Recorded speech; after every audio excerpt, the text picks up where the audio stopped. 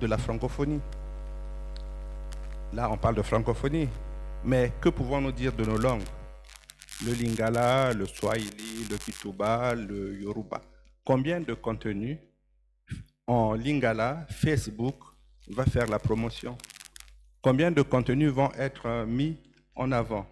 Donc, au-delà de cette question financière, il y a également une question culturelle qui est derrière. En tout cas, on n'est pas loin de ce qu'on a appelé, il y a quelques années, la technocolonisation, la cybercolonisation. On pourrait parler aussi aujourd'hui de l'IA colonisation. Les langues africaines doivent tout faire pour être visibles, mais pour cela, nous ne pouvons pas compter sur ces grandes plateformes. Bien entendu, il y a des plateformes africaines qui se mettent en place, mais là aussi, nous allons remarquer que ces plateformes n'arrivent pas à rivaliser avec les grandes mastodontes que je viens d'évoquer tout à l'heure. Mais ce n'est pas une critique vis-à-vis de ces plateformes numériques, parce que ces plateformes numériques, au-delà de ce que je viens de dire, sont également utiles. Au-delà de la désinformation, nous savons qu'il y a beaucoup d'informations intéressantes qui y passent. Et nous savons également que sur le plan entrepreneurial, nous avons beaucoup d'opportunités aujourd'hui avec ces plateformes qui nous permettent d'avoir des informations sur nos consommateurs, qui nous permettent de pouvoir cibler en fonction des besoins de nos consommateurs. Il y a la publicité ciblée qu'on utilise beaucoup sur Meta, même si c'est payant.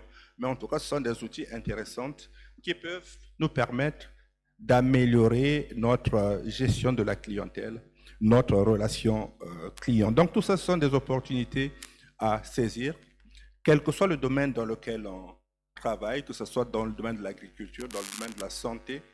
On a des plateformes qui nous permettent de travailler de façon intéressante et de pouvoir tirer profit de ces différentes plateformes.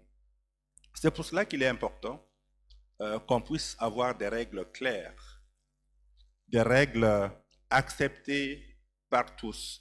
Et c'est l'initiative qui a été menée par l'UNESCO. Alors, je ne vais pas ici reprendre toutes les recommandations qui ont été faites par l'UNESCO, je vais en retenir quelques-unes.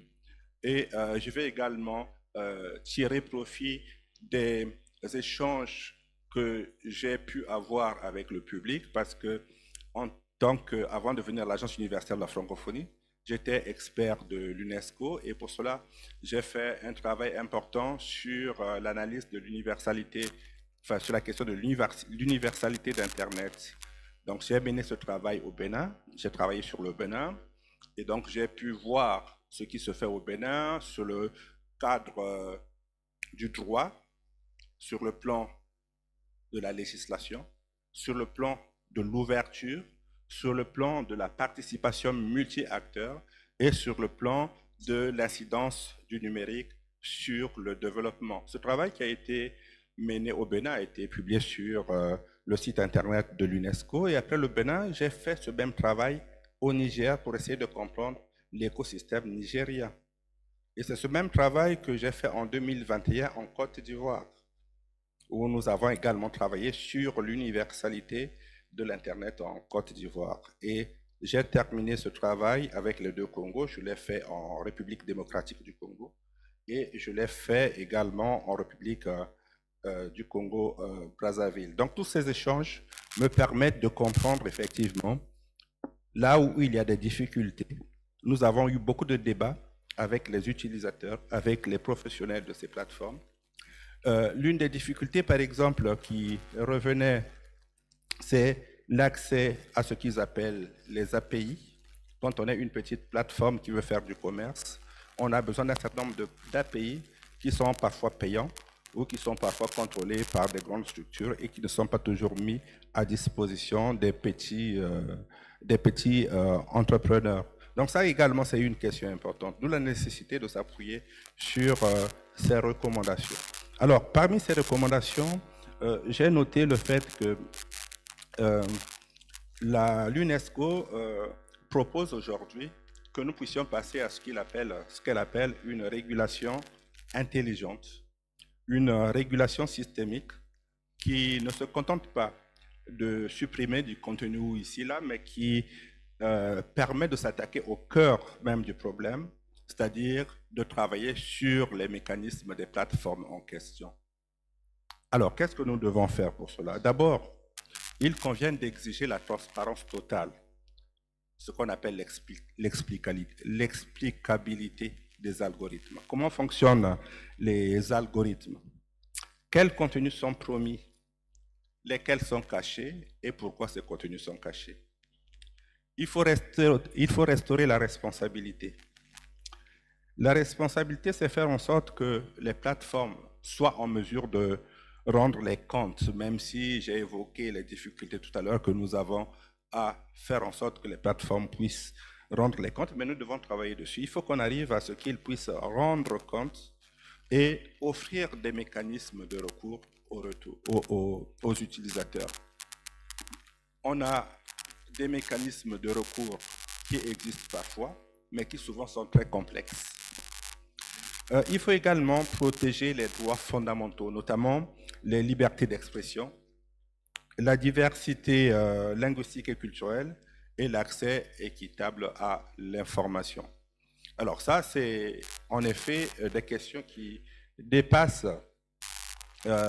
l'autorité, en tout cas, qui dépassent la plateforme, parce qu'il s'agit également de prendre en compte le contexte dans lequel sont utilisées ces plateformes en question.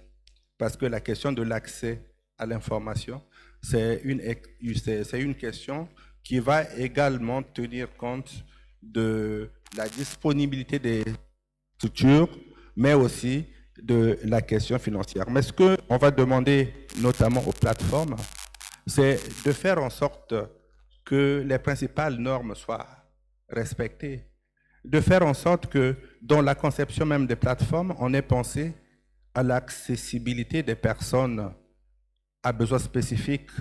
Je pense aux non-voyants, par exemple, ou aux malvoyants, qu'il y ait des dispositifs qui leur permettent d'accéder à ces plateformes le plus facilement possible. Et enfin, la gouvernance multipartite. Il faut veiller à ce qu'il y ait une gouvernance multipartite pour que les utilisateurs puissent également s'exprimer. Ce qui se passe souvent, et j'ai échangé avec beaucoup de personnes là-dessus, c'est qu'il y a effectivement des autorités de régulation qui sont un peu partout. Alors je surveille ce que je dis parce que je ne connais pas très bien comment elles fonctionnent. Mais ce qui est sûr, c'est que la participation citoyenne n'est pas totale. Au-delà des instances de régulation ordinaires que je connais très mal, on a mis en place ce qu'on appelle des IGF, donc des espaces de gouvernance de l'Internet où les gens se réunissent pour essayer de réfléchir sur ces différentes questions. Et il y a des grands forums qui sont réunis tous les ans. J'ai eu l'occasion de participer à certains forums, notamment à Berlin, en Pologne, des forums africains comme à Addis Abeba. On va retrouver dans ces forums des pays qui sont très présents, toujours les mêmes, et des pays qui ne sont quasiment pas représentés. Dans les différents forums où je suis allé, j'ai trouvé au niveau de la participation, généralement, 2 représentants des ministères, 5 représentants des ministères au maximum, le cas de la Côte d'Ivoire à Addis Abeba. Parfois, un acteur de la société civile, et souvent aucun acteur de la société civile, alors que nous avons le devoir de faire en sorte que la société civile, qui n'a pas les moyens, soit soutenue pour pouvoir participer à ces instances-là, qui sont des instances décisionnelles. Mais là, je parle uniquement de l'IGF. Il y a aussi d'autres espaces de concertation qui existent, notamment au sein de l'ICANN. Et là, on sait que dans les espaces gouvernementaux, il y a beaucoup de gouvernements qui ne sont pas présents. Donc, ce sont toutes ces questions-là qu'il faut revoir pour faire en sorte que la régulation soit réellement multipartite, parce que la régulation ne se passe pas uniquement dans le pays, la régulation se passe également dans les instances internationales et dans les instances de normalisation. Alors, pour terminer, je vais dire simplement ce que nous pouvons faire, au-delà de ce que nous recommande l'UNESCO, mais au niveau des Africains, je pense qu'on a un certain nombre de priorités que nous pouvons mettre en avant. Nous devons agir. Et pour cela, nous devons travailler sur un cadre réglementaire panafricain sur l'IA et les plateformes. Je pense qu'on aurait partir du travail qui a été fait par l'UNESCO, où il y avait quelques représentants des États africains, et venir en Afrique, organiser également des réflexions de ce type pour pouvoir mieux se positionner. Aujourd'hui, on a des outils qui existent. On a une stratégie africaine de l'intelligence artificielle qui a été mise en place. Nous pouvons nous appuyer dessus et bien travailler la question du fonctionnement des plateformes numériques, parce que c'est une question qui, dans cette stratégie, n'a quasiment pas été abordée. Nous avons aujourd'hui mis en place un Conseil africain de l'intelligence artificielle. C'est également un espace de concertation important que nous pouvons exploiter pour aller plus loin et discuter de toutes ces questions-là de façon à pouvoir prendre un certain nombre de résolutions. Il faut absolument, et ça je le répète, que nous arrivions à faire comprendre aux plateformes que nous comptons et qu'ils ont le devoir de nous répondre et de nous rendre compte. Et donc pour cela, nous devons nous associer et mener des actions communes. Enfin, il faut faire en sorte que ces plateformes qui viennent chez nous, qui ramassent beaucoup de données, puissent nous donner également la possibilité d'accéder à ces données. Aujourd'hui, pour développer l'intelligence artificielle, on a besoin des données. Et nos chercheurs n'ont pas de données. Les inventeurs n'ont pas de données. J'évoquais hier ces cas de solutions qui sont créées avec des données internationales et qui, quand on les applique dans le contexte local, ne marchent pas parce que les données qui ont permis de créer ces applications sont des données étrangères. Pourquoi ne pas mettre en place des dispositifs qui permettent de récupérer les données qui nous concernent pour que ces données puissent nous servir de développer notre intelligence artificielle? Donc je pense que ce sont là quelques points sur lesquels nous pouvons insister pour faire en sorte que l'intelligence artificielle devienne cet outil serein, plein d'opportunités au service de notre Afrique. Pour terminer, je dirais simplement que les plateformes numériques, ce n'est pas une question technique, c'est aujourd'hui une question politique. La révolution est bien sûr une révolution algorithmique, mais l'avenir doit être éthique, inclusif et africain. Je vous remercie. Merci infiniment, professeur Alain Kindou, directeur régional de l'AUF. Est-ce qu'on peut l'applaudir chaleureusement, mesdames et messieurs? Merci pour cette keynote introductive qui nous a permis de contextualiser. On va pouvoir poursuivre avec notre conversation. Donc voilà, c'était histoire de mieux comprendre quand même le sujet qui nous intéresse ce matin. Et on va donc poursuivre avec une conversation finalement avec nos experts. Je vais inviter à me rejoindre sur cette scène Monsieur Eric Ngweti, donc directeur au sein de la Kenny. Est-ce qu'on peut chaleureusement l'applaudir, s'il vous plaît, mesdames et messieurs? J'invite également Monsieur Jean-Pierre Nono, donc de la DGIFN. Est-ce qu'il peut nous rejoindre également? Merci d'être avec nous. Prenez place, je vous en prie. Et je vais inviter Monsieur Daranco Giuseppe Renzo, donc expert aux Nations Unies. Merci d'être avec nous également, Monsieur Renzo. Prenez place, messieurs. Alors oui, l'idée c'est donc grâce à cette keynote introductive, on peut aller directement dans le vif de notre sujet maintenant qu'on a contextualisé quand même les enjeux liés à ces plateformes numériques au regard de l'intelligence artificielle qui ne cesse de se déployer partout dans le monde. Déjà, de vos points de vue respectifs, messieurs, si vous deviez nous faire un état des lieux finalement aujourd'hui à date, comment est-ce qu'on peut, je ne sais pas, peut-être mesurer, ou est-ce qu'on a des indicateurs peut-être pour mesurer notre capacité aujourd'hui sur le continent à surfer sur la vague de l'intelligence artificielle. Comment est-ce qu'on saisit cette opportunité? Alors oui, vous avez des micros là, juste à disposition. Monsieur Renzo, je vous en prie. Oui, bonjour, donc je m'appelle Daronco Giuseppe Rennes, je suis économiste des Nations Unies, spécialiste dans l'économie numérique et depuis 2 ans dans l'intelligence artificielle. Alors, pour répondre à la question, où est-ce qu'on est un état des lieux. Alors, ce qu'il faut savoir au niveau de l'intelligence artificielle, si on fait un classement au niveau mondial, on a trois grandes puissances, ce sont les États-Unis, qui se partagent à peu près 45% du gâteau. Sachant que quand je parle du gâteau, en termes de montant, il faut savoir que l'intelligence artificielle en 2024 a représenté pratiquement 1500 milliards de dollars. 1500 milliards de dollars, ça ne veut rien dire, si on ne met pas, je veux dire, un chiffre en perspective. 1500 milliards de dollars, c'est pratiquement 21% du PIB de tout le continent. Donc on a les États-Unis qui ont la première part du gâteau. Ensuite, en deuxième position, bien évidemment, les Chinois. En troisième position, les Européens. Et loin derrière, l'Afrique.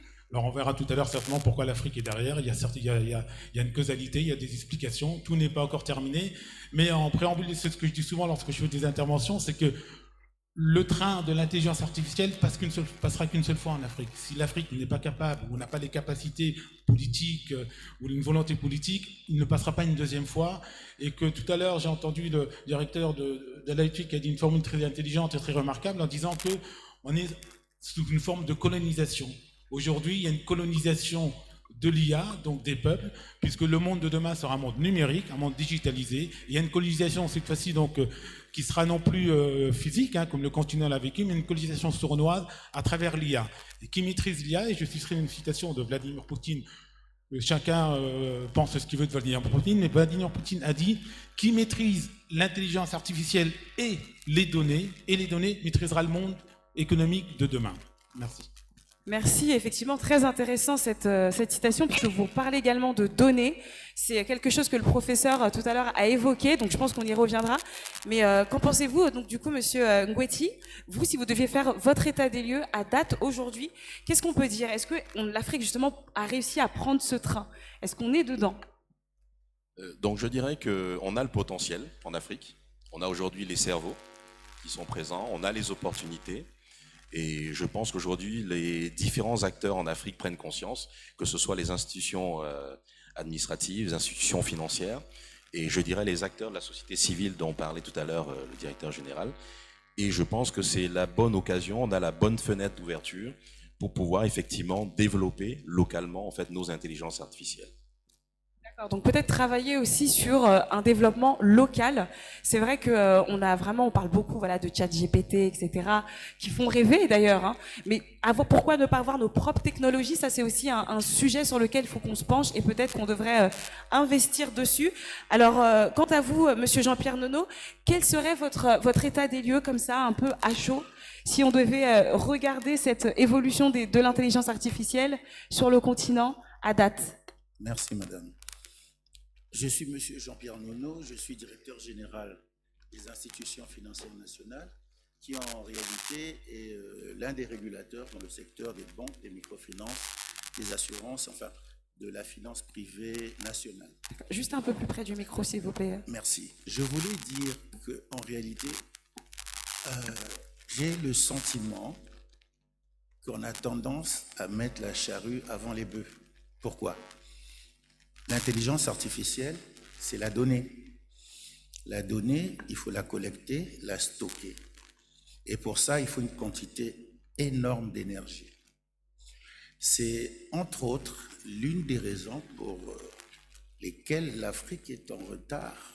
C'est-à-dire qu'il faut déjà penser la source d'énergie pour faire tourner ces data centers pour nos intelligences et nos sachants.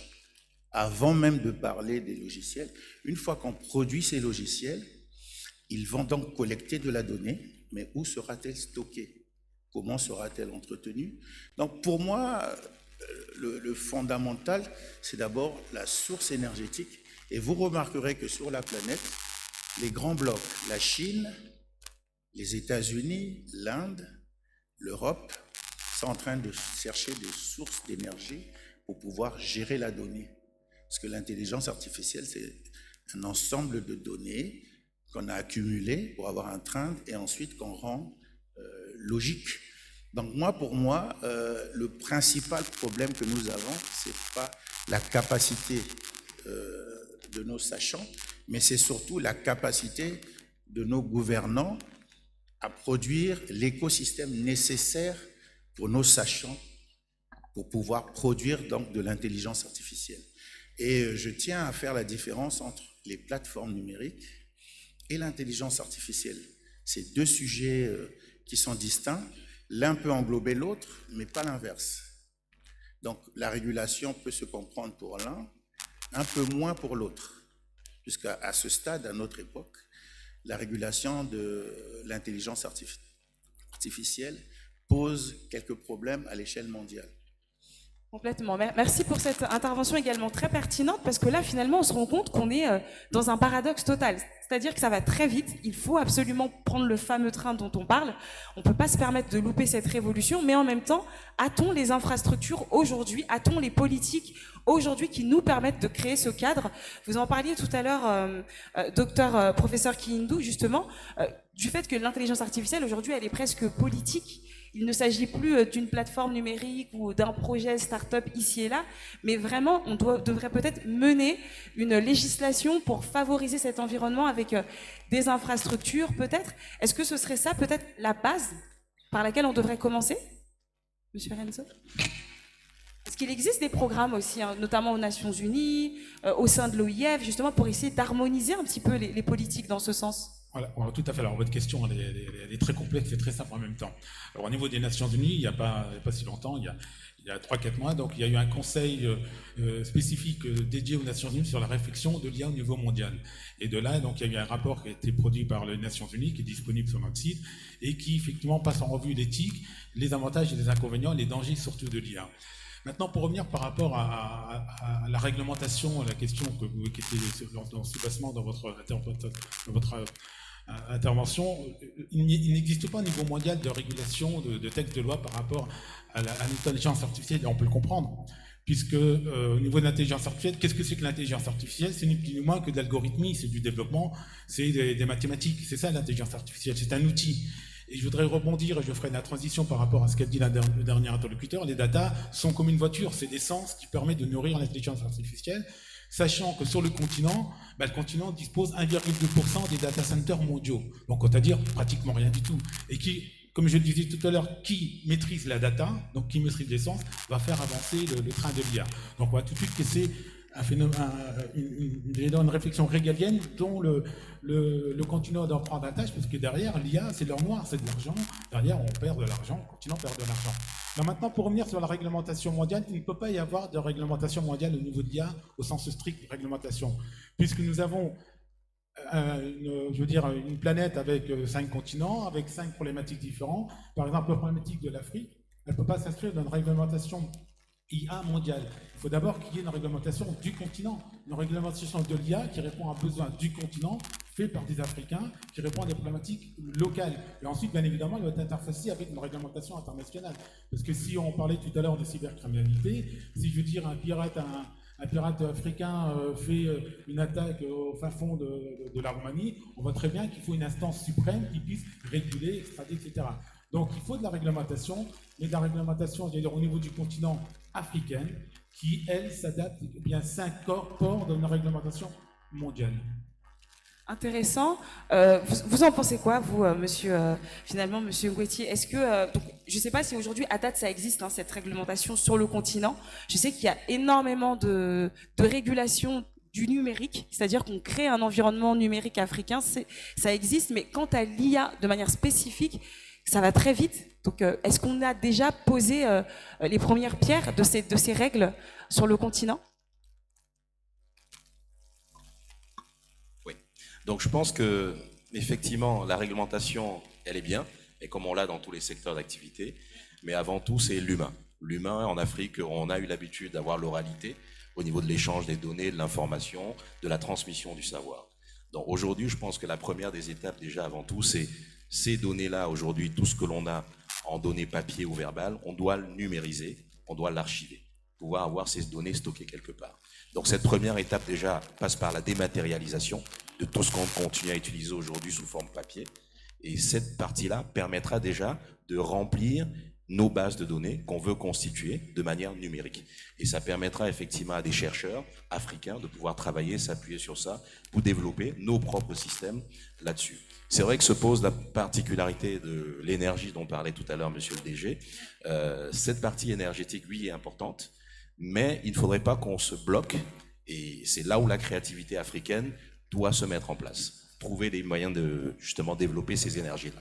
Nous avons, je pense, le continent qui a le plus de fleuves et donc qui est capable d'alimenter effectivement des data centers demain. Et 1,3% où on est, je pense qu'on peut aller très vite au-delà de ça. Donc c'est toutes les questions de volonté, d'énergie et pas seulement, je dirais, politique, mais aussi de la société civile à ce niveau-là. Il ne faut pas qu'on passe notre temps à se plaindre, mais il faut qu'on agisse justement et qu'on mette le pied là où on doit aller. On a peut-être loupé certaines révolutions par le passé. Je pense que là, on a une fenêtre de tir. J'en parlais tout à l'heure avec le digital, avec l'IA, pour pouvoir doper nos économies. Et ça permettrait peut-être qu'au-delà des régulations, comme on a effectivement évoqué 4 ou 5 continents qui se retrouvent un peu chacun avec ses intérêts en particulier, dont l'Afrique a la possibilité d'avoir ses cerveaux localement, peut-être qu'on ferait mieux de les conserver sur place avec pas mal d'initiatives et pouvoir donc développer et nous-mêmes décrire quels sont les critères de régulation qu'on veut mettre en place, puisqu'on est en retard et qu'on a besoin de se développer. Parce que si on essaye de s'appuyer sur ce qui se passe en Occident, en Asie ou ailleurs, on risque de se retrouver à la traîne parce qu'ils ont fixé des règles. Il faudrait que nous-mêmes, on fixe nos propres règles, puisqu'on a des marchés à développer, on a tout à faire et donc on a, je dirais, un boulevard devant nous. Mais c'est très intéressant. Ce que je retiens, c'est que finalement, donc, le continent est spécifique, c'est-à-dire qu'on ne peut pas faire un copier-coller avec ce que les autres continents ont fait pour justement favoriser cet environnement numérique et IA de manière plus importante. C'est vraiment, on doit prendre conscience de voilà quelles sont nos propres réalités. Vous le disiez, on a loupé plusieurs révolutions. Ce serait vraiment dommage de louper celle-là, mais finalement, il y a tellement de paramètres. Les infrastructures, vous parliez de l'humain, les formations. C'est-à-dire qu'aujourd'hui, peut-être aussi que dans nos éducations, on devrait aussi, pourquoi pas, avoir un secteur spécifique pour l'IA, le numérique. Il y a énormément de programmes orientés vers le numérique, mais peut-être vraiment axés sur l'IA pour que nos jeunes puissent être en mesure d'être compétitifs et pouvoir proposer des solutions. Est-ce que du coup, professeur Dr Kindoue, est-ce que c'est quelque chose que vous faites justement à l'AUF, des programmes dédiés à l'IA pour que les jeunes puissent être acteurs de cette révolution? Oui, je voudrais d'abord répondre à la première question. En fait, il y a beaucoup d'études qui ont été menées, qui ont été publiées pour montrer l'état de préparation des pays à l'intelligence artificielle. Une des dernières études vient d'être publiée par l'AFD, qui a été dirigée par Peter Haddo, qui était ici à Osiane il y a quelques années, et avec Thomas Melonio, le directeur innovation de l'AFD. Mais à côté de cette étude, il y a aussi d'autres études, notamment ceux de Oxford Inside, qui permettent de classer les pays en fonction de leur préparation, et ils tiennent compte de plusieurs paramètres comme les ressources, la disponibilité des ressources humaines, l'infrastructure, la gouvernance, la disponibilité des données. Donc toutes ces questions-là sont analysées. Et ce qui ressort de ce rapport, c'est que les pays africains sont effectivement en bas de l'échelle. Et il y a quelques pays qui arrivent à s'en sortir. C'est le cas de l'île Maurice, qui a l'indice 59 sur 100. Et d'autres pays qui sont plus bas, comme le Tchad, qui sont autour de 12. Le Congo doit se situer, je pense, autour de 25 par là.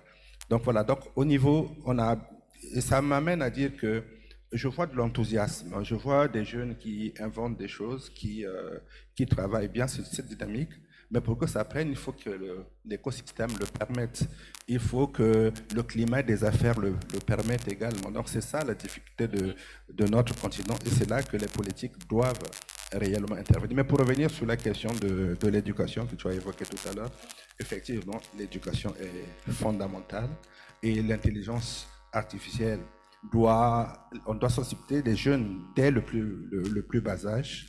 Et au-delà de la question de l'intelligence artificielle, il y a aussi l'enseignement des mathématiques qui sont également importantes dans cela. Mais l'approche que nous avons à l'Agence universitaire de la francophonie, c'est de considérer que la vision doit être holistique.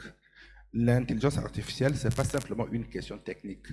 Il faut que tout le monde s'y mette, les juristes, les managers et tout le monde, et que même s'il y a des formations spécifiques, mais qu'on essaie de privilégier des formations appliquées. Parce que si on veut créer une IA en santé, dans le domaine de la santé, et qu'on n'est qu'ingénieur informaticien et aucune connaissance dans le domaine de la santé, on n'y arrivera pas. Donc là, il va falloir s'associer avec des spécialistes de la santé pour travailler ensemble. Donc ça veut dire qu'il faut qu'on puisse briser nos cloisons. Alors, ce qui se passe aujourd'hui, c'est que quand tu es chimiste, tu travailles avec les chimistes. Quand tu es historien, tu travailles avec les historiens. Et c'est ça qu'on essaie d'éviter. Donc à l'AUF, nous avons des outils comme les centres d'employabilité francophones qui font des formations aux jeunes sur les questions de l'intelligence artificielle. Et nous venons de recevoir, on l'a déjà dans plusieurs pays, mais ici à Brazzaville, la semaine dernière, un laboratoire multimédia équipé d'intelligence artificielle qui va permettre aux enseignants des universités de venir créer des cours très rapidement, des cours à distance assistés par l'intelligence artificielle. Oui, il y a vraiment une volonté, en tout cas, à l'AUF, et c'est bon de l'entendre parce qu'on voit qu'il y a des pays comme la Chine, par exemple, où ils sont proactifs. A priori, les enfants, dès l'âge de 6 ans, apprennent à coder, sont déjà sensibilisés dans cet environnement mathématique, mais pas que informatique, numérique et donc intelligence artificielle. Et c'est peut-être ça, justement, qui permet que derrière, on puisse avoir des pépites. Donc voilà, l'éducation reste un point central. Tout à l'heure, Monsieur Nono, vous faisiez bien la différence entre, justement, les plateformes numériques et l'intelligence artificielle. Et je pense que c'est important de revenir sur ce point aussi. On parlait tout à l'heure de données, ces plateformes numériques qui exploitent énormément de données, qui ont accès à énormément de données qu'on leur livre quotidiennement sur nos habitudes, notre fonctionnement. Et eux, derrière, ils capitalisent sur ces données, ils les revendent même. Donc je pense que c'est important de refaire un petit point dessus, Monsieur Nono, s'il vous plaît. Bon, je vais prendre une représentation de ces deux sujets touchant le sujet que je maîtrise le mieux, l'argent. En général, vous remarquerez que ce soit les plateformes, que ce soit l'intelligence artificielle, toutes les personnes physiques ou morales qui sont à la pointe émanent essentiellement du privé. C'est-à-dire que même si on parle des États-Unis, en réalité, on parle des sociétés privées américaines et, entre guillemets, des sociétés privées chinoises qui sont à la pointe et des plateformes numériques et de l'intelligence artificielle. Donc, en réalité, il y a une volonté, c'est vrai, des États, mais il y a un appétit, des sociétés privées favorisées par des États. Ces États développés ont compris qu'être à la pointe de ces technologies serait difficile de leur propre chef. Et donc, ont favorisé l'émergence de grandes sociétés, de méga-sociétés. Et c'est ce modèle-là que j'aurais souhaité que l'Afrique prône. Aujourd'hui, nous avons des sociétés panafricaines telles que, pour ne pas faire leur publicité, les MTN et RTL ou d'autres sociétés qui ont elles aussi des plateformes. Mais il faut toujours distinguer la nécessité de faire de l'argent et une volonté sociale. C'est-à-dire que ces sociétés sont partagées entre faire du gain, donc en collectant la donnée, en rendant certains services, mais qui ont des sous-jacents qui sont liés toujours à l'argent, via les publicités. Mais l'État ou les États africains ont l'obligation, peut-être pas de réguler, mais d'accompagner. C'est très, très différent. Parce que pour pouvoir réguler quelque chose, il faut déjà le comprendre. Alors, vous remarquerez que dans la plupart des États africains, oui, il y a des sachants, mais en quelle quantité? Et dans une certaine mesure, une répartition qui est déséquilibrée. Vous remarquerez que les data centers, il y en a au nord de l'Afrique et au sud de l'Afrique.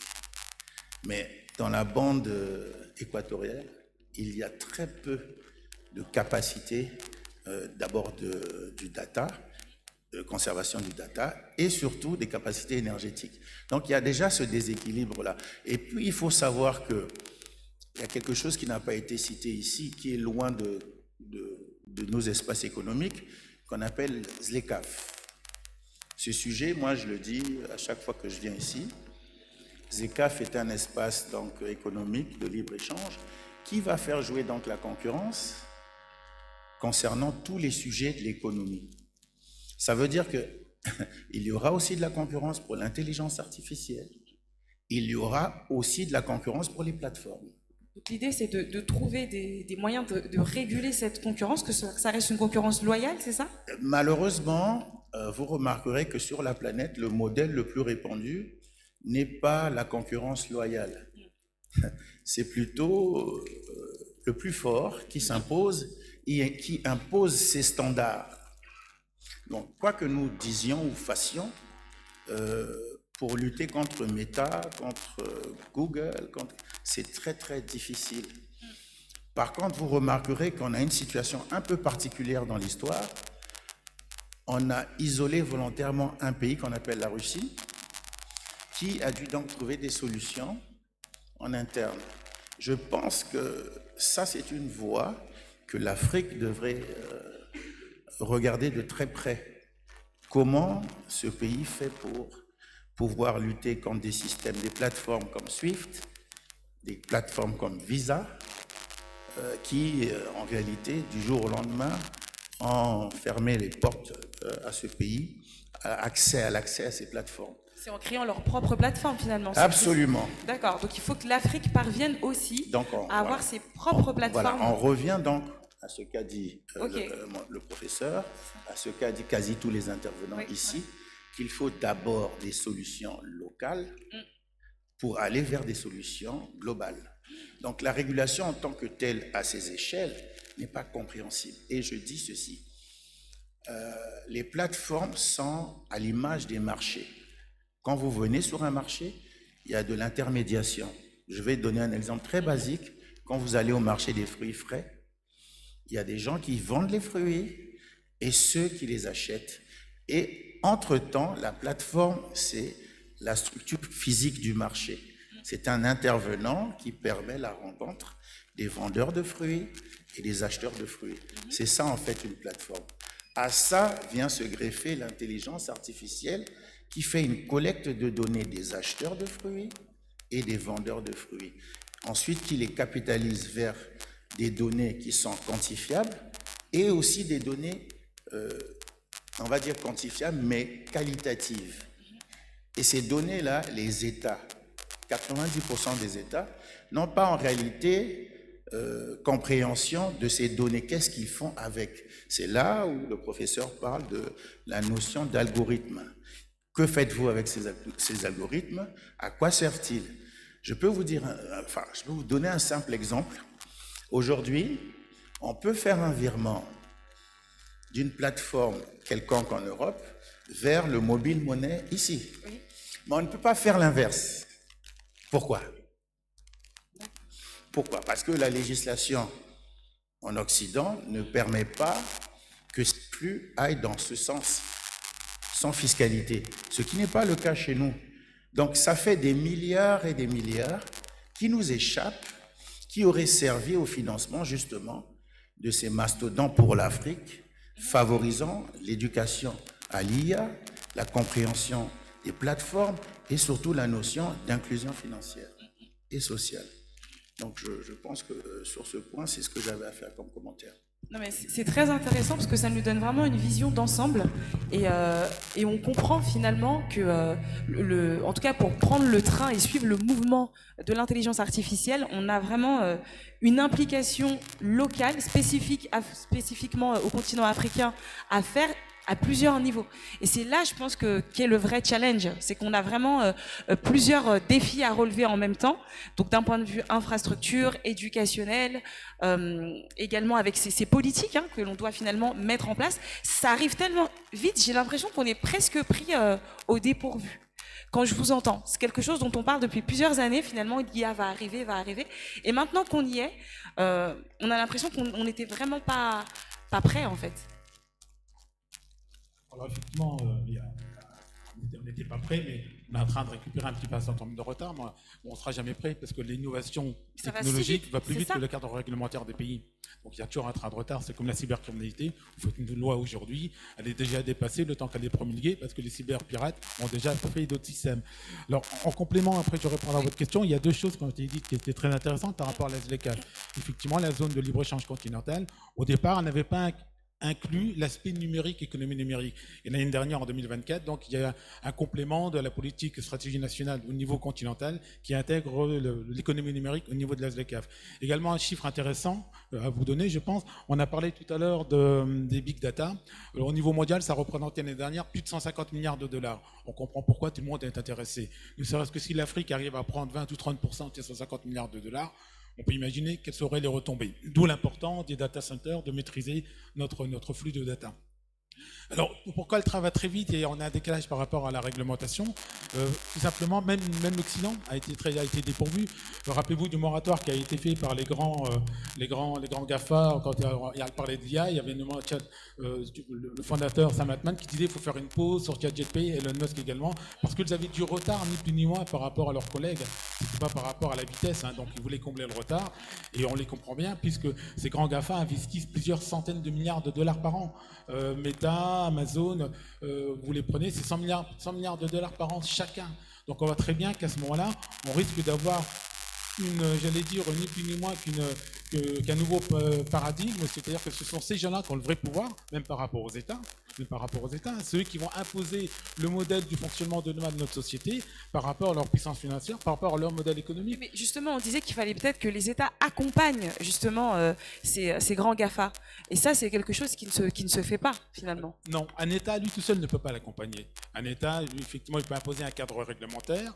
Et comme je le disais, entre le moment où le cadre réglementaire est sorti et l'avancée de ce train de l'IA, il faut réactualiser en permanence. Donc, c'est des choses qui sont très, très lentes. Donc, par contre, un groupement d'États au sein d'une institution internationale ou les Nations Unies ou autres, devraient se réunir pour avoir un poids beaucoup plus important pour régler les problèmes de l'IA qui demain, et on n'en a pas parlé, on va avoir une dualité entre l'IA et la robotique qui arrive à grands pas, qui va également bouleverser l'ensemble de notre quotidien.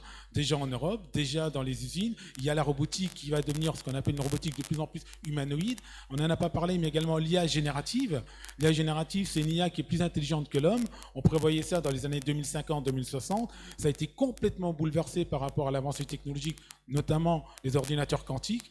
Si vous regardez un petit peu sur la revue scientifique, les ordinateurs quantiques, on disait que c'est quelque chose qui était très loin. On s'aperçoit qu'en 2026, donc c'est demain, on sera capable de faire des ordinateurs quantiques, ce qu'on appelle par intrication, c'est-à-dire qu'ils seront connectés l'un avec l'autre à l'autre bout du monde sans connexion physique. Donc, non, mais ça fait vraiment peur. Là, vraiment, quand je vous entends, ça fait peur parce que ça va tellement vite. En fait, on est dépassé.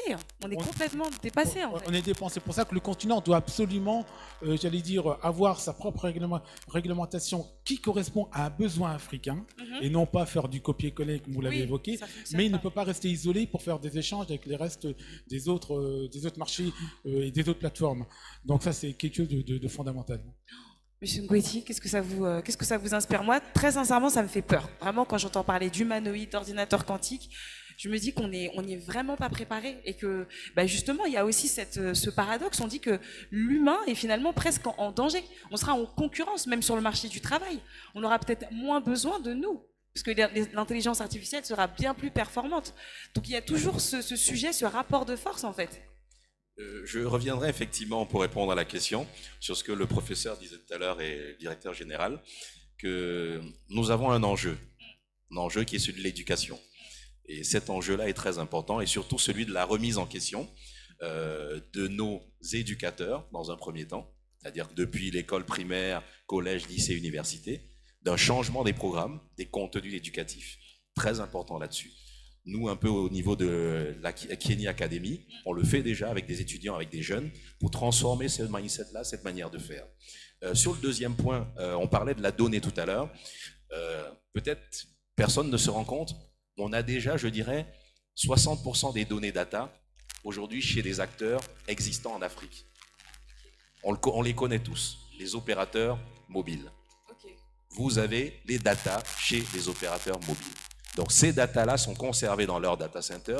C'est déjà des données sur lesquelles nos savants peuvent déjà travailler. Et je dirais même les gouvernements peuvent travailler dessus pour des croisements de bases de données, des algorithmes qui permettraient déjà d'optimiser. Parfois, on se lance dans des études de marché avec des groupes internationaux qui viennent faire des enquêtes, mais je peux vous dire, ces opérateurs ont déjà les données. Vos données de consommation qui vous aident, hommes-femmes, vos habitudes et votre pouvoir d'achat, les acteurs du mobile money, on a ces données-là. Donc ce sont des données aujourd'hui qu'on peut exploiter avec le développement du digital qu'on veut faire par des startups et autres comme celles qu'on a sur place, et avec éventuellement l'IA qu'on voudrait développer. Donc, on ne part pas de zéro. Okay. Donc, ça veut dire qu'on peut quand même rattraper ce retard-là avec déjà ces données. Mais en plus, en les enrichissant maintenant, en digitalisant le maximum, effectivement, de structures, d'entreprises, étatiques et autres, qui aussi, parfois, ont des données numériques, mais ne savent pas faire parler ces données-là. Donc, c'est aujourd'hui le rôle donc, des entreprises dans le secteur. Chez Akeni, c'est ce que nous faisons un peu. On fait parler les données qui sont disponibles dans les structures étatiques, les structures privées, pour justement développer des modèles d'optimisation, de reconnaissance, et en fait, voilà, améliorer les activités. Ça peut être des activités douanières, administratives, les impôts, voilà, les activités financières. Je prends un exemple. Nous avons aujourd'hui, au niveau de la finance, il y a encore quelques temps, on faisait des transactions en espèces ou des virements bancaires. La disruption est arrivée avec le mobile money, qui a bouleversé toutes les habitudes des banquiers, qui ont été obligés de rentrer un peu dans le terrain. On a entendu parler de Youp, donc pour ne pas citer entité de la Société Générale. On a aujourd'hui effectivement les banques qui sont obligées de faire de la connexion avec ces plateformes financières de mobile money. On a les institutions financières, les sociétés de bourse, qui classiquement jusqu'à aujourd'hui encore faisaient de la vente ou de l'achat d'actions, d'obligations par des canaux officiels. J'envoie, je signe mon bon manuel. Mais vous avez certains pays qui ont commencé, je prends l'exemple du Cameroun, il y a 2 ans, une microfinance qui est devenue banque à travers une levée de fonds avec le mobile money, sur une plateforme financière où vous vous connectiez, comme en Europe, et puis vous achetiez vos actions. Donc je veux dire qu'on a le moyen aujourd'hui de le faire, et je sais que la BVMAC est en cours là-dessus, puisque c'est une réflexion qu'on a poussée aussi auprès d'eux, pour que sur tous les champs d'opération de la zone CEMAC, on a les fonds sur place disponibles, les ménagères, tout un chacun, à 5 000, 10 000, 20 000 francs, et on est prêt à lever des fonds localement sans avoir forcément obligé de faire venir des fonds des institutions internationales. On a la capacité aujourd'hui localement de le faire. Mais ça, aujourd'hui, justement, c'est cette volonté-là qui doit être accompagnée avec le développement des différentes applications et plateformes derrière. Non, mais très intéressant, Monsieur Ngouetien. Vous êtes très optimiste et tout, et c'est important de rappeler aussi ce que l'on a, parce que effectivement, quand on voit comment ça va vite, on peut presque être découragé et se dire mais comment est-ce qu'on va réussir à tous ces niveaux à pouvoir prendre le pli de l'IA. Mais vous nous rappelez effectivement qu'on a quand même pas mal de ressources que l'on peut et que l'on doit exploiter de manière plus optimale. Professeur, est-ce que vous voulez réagir du coup à ces propos avant que qu'on le poursuive vers la conclusion de notre échange? Ah, je vais allumer le micro.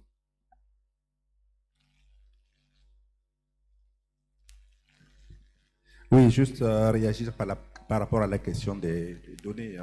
Mon collègue ici a raison, c'est par là qu'il faut commencer. C'est la question, c'est le soubassement de tout. C'est la première des choses à faire. Les données existent. On a beaucoup de données. On a évoqué le cas des opérateurs mobiles, mais il faut également récupérer toutes les données qu'on a dans nos universités, dans nos établissements, dans nos mairies, dans nos hôpitaux. Donc, il s'agit simplement de former des personnes capables de le faire, puisqu'il faut, ces données doivent être collectées, doivent être traitées, doivent être stockées. Et pour les stocker, il faut qu'on ait effectivement des data centers comme cela vient d'être dit. Mais nous oublions aussi qu'il y a beaucoup de données qu'on ne peut pas traiter facilement. Et pour cela, nous avons besoin d'avoir des supercalculateurs. Peut-être un seul supercalculateur pourrait suffire. Et il ne faudrait pas reproduire les erreurs que les autres ont commises. Le Sénégal a acquis un supercalculateur très efficace, très cher, mais qui aujourd'hui est très peu utilisé. C'est aujourd'hui qu'on est en train de réfléchir, d'essayer de mettre en place des accords avec le Togo pour que les chercheurs du Togo viennent utiliser le supercalculateur du Sénégal. Qu'est-ce que je veux dire? Je veux dire simplement qu'il faut qu'on soit dans une démarche de mutualisation dans une démarche sous-régionale, qu'on ne se regarde pas en tant que Congolais, mais qu'on se regarde en tant qu'Africain ou qu'on se regarde en tant qu'Africain de l'Afrique centrale. Très pertinent cette harmonisation, cette politique d'harmoniser et de mutualiser finalement les ressources des uns et des autres. Monsieur Nono, du coup. Moi, je voudrais revenir sur juste un petit point sur l'inquiétude que vous avez évoquée. Je voulais vous dire simplement qu'on ne peut pas lutter contre l'évolution. Clairement, l'IA existe et existera. Les plateformes existent et existeront. Ce qu'il faut comprendre, c'est que l'humain, de manière générale, et les Africains en particulier, doivent s'adapter. C'est la seule option que nous avons, c'est de pouvoir s'adapter aux changements technologiques que nous observons. Donc c'est à nos gouvernants et à nos élites, en fait, de solutionner le problème. Il n'y a pas 1000 façons de faire. Et je félicite Osiane de favoriser ce type de rencontres qui permettent de mettre dans des mêmes espaces différents sachants, permettant d'acquérir certains savoirs, de faire du networking, et derrière ça, faire évoluer probablement les législations, favoriser l'imprégnation de nos gouvernants, parce que souvent, comme on l'a dit précédemment, les gouvernants ont souvent un temps de retard sur ce qui se fait, alors que c'est eux qui sont en charge de mener les politiques. Et souvent, les gouvernants sont en retard.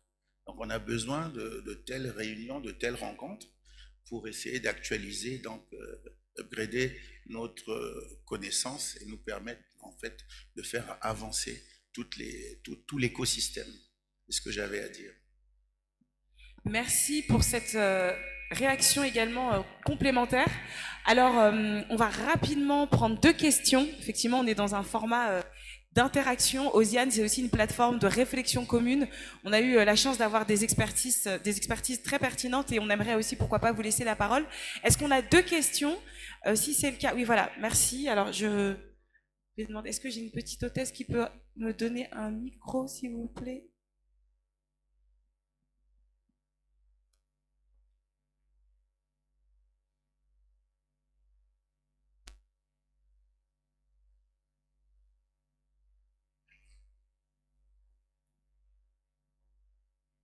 Merci beaucoup. Merci. Merci beaucoup. Je suis Massamba Christophe, directeur des systèmes d'information et de la documentation au Centre national de formation en statistique, démographie et planification. Pour commencer, je tiens à vous remercier. Pour ma part, j'avoue que les échanges vraiment nous ont apporté beaucoup de connaissances. Alors, ma question, c'est un peu pour vous emmener à développer le lien entre le développement ou la mise en place des IA et les supercalculateurs. Merci. Merci. Et rapidement, la deuxième question qui est juste là, effectivement, rapidement, comme on est au terme de notre panel et que le programme est très riche, on aura le plaisir ensuite d'échanger avec nos panélistes. Albert Kaveya, je suis de Congo, RDC. Ça fait 30 ans que je suis dans l'informatique, donc je suis consultant. Et je travaille essentiellement sur la cybersécurité, sur les problèmes aussi de l'intelligence artificielle. J'avais juste une question, c'était de savoir si on ne pourrait pas penser l'Afrique par le contenu quand on parle d'IA, parce que nous avons énormément de données que nous produisons dans les universités, dans les centres de recherche, ainsi de suite. Est-ce que la base ne serait pas de digitaliser ces données-là, de les mettre dans des bases de données et permettre effectivement à ce qu'on ait des applications LLM qui viennent effectivement récupérer ces bases-là pour nous donner des réponses signifiées à nos problématiques de santé, à nos problématiques d'éducation, et aussi nous permettre de pouvoir vendre à l'étranger le contenu africain, parce qu'aujourd'hui nous consommons dans l'IA que du contenu venant de l'étranger. Donc qu'est-ce que vous pensez de cela? Parce qu'effectivement, penser à un modèle, c'est bien, mais je pense que on a peut-être oublié de penser contenu. Voilà, c'est une question. Merci. Merci pour vos questions et contributions. Alors, messieurs les experts, qui souhaitent réagir à ces deux questions, en sachant qu'il nous reste très peu de temps. Vraiment, désolé pour cet échange qui est très riche. On n'a pas envie d'arrêter, mais on doit poursuivre le programme. Alors, vous souhaitez réagir, monsieur Renzo? Oui, je vais prendre celle sur le lien. Je pourrais répondre deux, mais je vais en prendre qu'une. Celle sur le lien entre les supercalculateurs et l'IA. Comme on l'a dit tout à l'heure, la technologie va très vite. Ce que je vous dis aujourd'hui, ce sera peut-être faux demain et après-demain. Tout à l'heure, j'ai parlé des ordinateurs quantiques. Ce qu'il faut savoir, c'est qu'un ordinateur classique, ça fonctionne avec c'est binaire 1 ou 0. Un ordinateur quantique, c'est différent. Le 1 peut devenir 0, le 0 peut devenir 1. En fonction du 1, les 0 peuvent changer de valeur. C'est ce qu'on appelle les qubits. Avant, on avait des choses qui étaient binaires, maintenant, c'est des qubits. Donc, pourquoi je vous dis ça? Tout simplement parce que des récentes études ont démontré que l'IA, telle qu'on la développe aujourd'hui, elle se fait sur des supercalculateurs classiques standards. Des récentes études qui ont été faites par un certain nombre de cabinets démontrent que l'IA qui va être associée avec des ordinateurs quantiques, où on doit revoir ce qu'on appelle l'operating system, ce qui fait fonctionner aujourd'hui en Microsoft, qui est un operating system, sur les ordinateurs quantiques, on est obligé de revoir, c'est pas du tout le même. Donc, il y a des études qui sont en train de pousser en disant que l'IA qui va être montée sur des ordinateurs quantiques qui vont de plus en plus vite va complètement bouleverser même la manière de penser de l'IA, et sans vouloir faire des annonces effrayantes et autres, mais il y a des IA elles-mêmes aujourd'hui qui sont en train de se corriger par elles-mêmes en bousculant un petit peu les codes qui ont été faits par les concepteurs. Elles réécrivent des codes. Et si vous allez sur Internet, vous allez à regarder, il y a eu récemment un certain incident où une IA est en train de réécrire son code malgré son code, c'est-à-dire la manière dont elle doit réfléchir, dont elle doit travailler. Donc elle-même, elle a pris sa propre décision, de dire non, moi je ne veux pas faire ça. Donc on voit très bien que, sans faire de catastrophisme, qu'on est vraiment à une croisée des chemins. C'est quelque chose qui est très compliqué, et les Robocop ou autres, c'est ce qu'on a vu, on peut se dire non, c'était que de la fiction. Je vous invite à regarder aujourd'hui, on en est de l'évolution des humanoïdes. Aujourd'hui, il y a des robots qui sont capables de danser, qui ont une forme humanoïde, Monsieur Renzo, vous nous faites de plus en plus peur. Là, vous nous parlez de Robocop. Heureusement que Monsieur Ngouetti est là pour nous ramener un peu plus de positivité, parce que là, vraiment, c'est les robots qui prennent le contrôle. C'est bien ça, hein? Ils prennent le robot, mais un robot, avant tout, c'est quoi? Ça a été fabriqué par l'homme. C'est un ordinateur. Ouais. Mais il y a une chose importante, et je terminerai avec la parole, c'est qu'il faut mettre l'humain au milieu. D'accord. Quand vous ne mettez pas l'humain au milieu, il faut garder ça en esprit, ça sera très compliqué. Et tous les développements, il y a une espèce d'éthique qui est en train de sortir au niveau mondial, notamment au niveau des Nations Unies, c'est ce qu'on a dit, c'est que ça doit être l'humain qui doit rester au milieu pour servir l'humain, et non pas l'inverse. Et là, effectivement, c'est un vieux pieu, mais encore, l'évolution va très vite. Merci beaucoup. Une peut-être dernière réaction par rapport à la deuxième question qui nous a été posée. Vous souhaitez réagir, M. Ngouetti? Oui, à M. Kabea, pour lui dire qu'effectivement, les masses de données qui pourraient nous permettre aussi d'aller plus vite, et cette coopération et collaboration peut être très importante.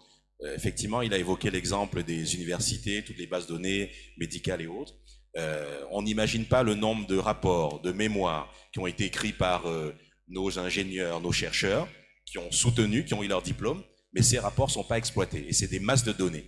Effectivement, il faudrait les numériser, il faudrait les digitaliser, et que peut-être à partir d'une certaine année, les professeurs disent on ne veut plus avoir de mémoire papier, et on veut une mémoire numérique. Ça permettrait d'enrichir tout de suite, et la coopération dont a parlé justement le professeur, ces mémoires-là pourraient être mutualisées à l'échelle régionale dans des data centers. On a des acteurs qui sont présents, qui ont des data centers, j'en ai vu là sur le salon, et je pense qu'on pourrait mutualiser comme ça, par échelle de hub, ces données, et pouvoir développer justement nos ressources et nos intelligences développées localement pour des réponses en fait locales sur des standards internationaux. La mutualisation, la clé peut-être de notre réussite face à cette révolution, placer l'humain au cœur de nos technologies. Pour vous, Monsieur Renzo, Monsieur Nono, quel serait le mot de la fin, si vous deviez nous en donner un, puisque ça y est, on arrive au terme de notre échange? Je ne serai pas très lent. Je vais dire qu'en réalité, il faut du savoir, il faut des moyens, et il faut de la volonté. C'est tout. Ok, du savoir, des moyens Ouais, et de la volonté. C'est tout.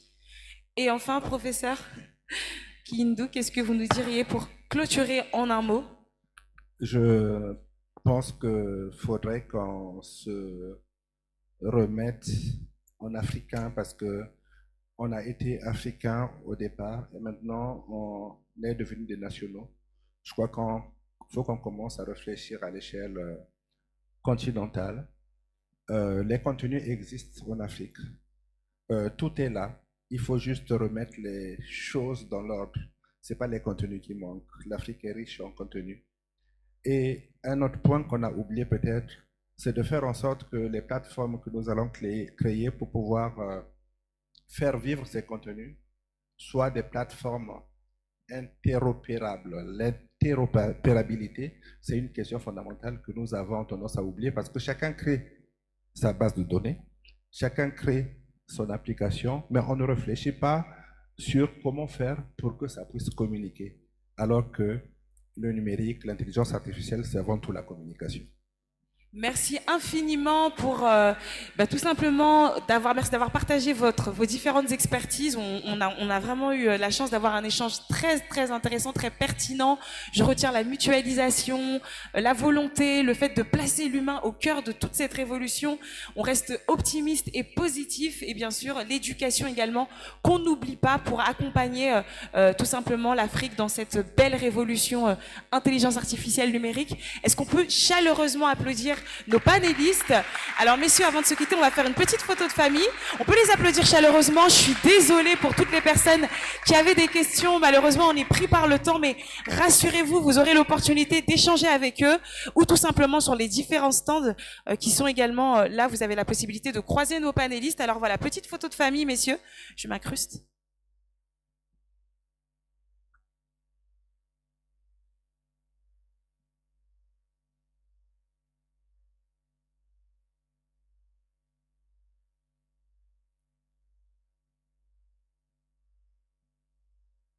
Voilà, nous avions donc sur ce panel qu'on raccompagne avec un tonnerre d'applaudissements monsieur Eric Ngweti, directeur à la Kenny, monsieur Jean-Pierre Nono, également DG FIN, et bien sûr monsieur Darenko Giuseppe Renzo, expert aux Nations Unies, sans oublier bien sûr le directeur Kiyindou, donc directeur régional à l'AEF. On les raccompagne sous vos applaudissements, mesdames et messieurs. Merci à vous, chers panélistes, d'avoir été avec nous.